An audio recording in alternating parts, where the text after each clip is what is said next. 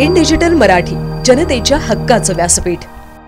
उल्हासनगरच्या साईनाथ कॉलनी परिसरातील सार्वजनिक शौचालयात रात्री उशिरा गोळीबार झाल्याची धक्कादायक घटना घडली आहे। या हल्ल्यात 2 जण गंभीर जखमी झाले असून त्यापैकी योगेश मिश्रा याला ठाण्यातील खासगी रुग्णालयात दाखल करण्यात आले आहे। त्याची प्रकृती चिंताजनक असल्याचे कळते।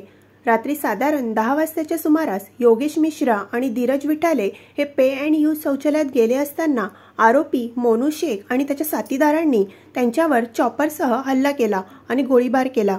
या हल्ल्यात योगेश मिश्रा याच्या छातीत गोळी लागली तर धीरज विठाले हाही गंभीर जखमी झाला आहे।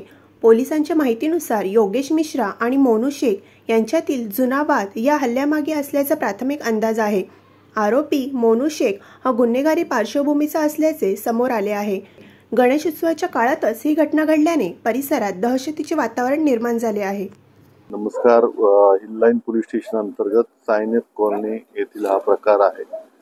यातील जे आरोपित आहे यांचे यातील जखमीशी वाद होऊन सदरची घटना घडल्याचं निष्पन्न होत आहे। यात 2 जखमी आहेत आणि त्यांना पुढील इलाजासाठी हॉस्पिटलला पाठवण्यात आलेलं आहे।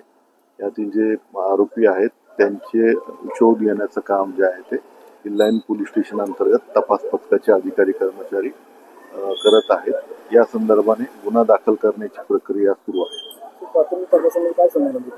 यामध्ये आपसी त्यांचे वाद होते आणि त्या वादातूनच ही घटना घडलेली निष्पन्न होत आहे। ऍक्च्युली जो आरोपी आहे तो आरोपी जो जखमी आहे त्याचा मेहुणा आहे आणि कौटुंबिक वादातूनच ही घटना घडल्याचं लक्षात येत आहे। फायरिंग झाली काय? हो, फायरिंगची घटना घडल्याचं निष्पन्न होतं।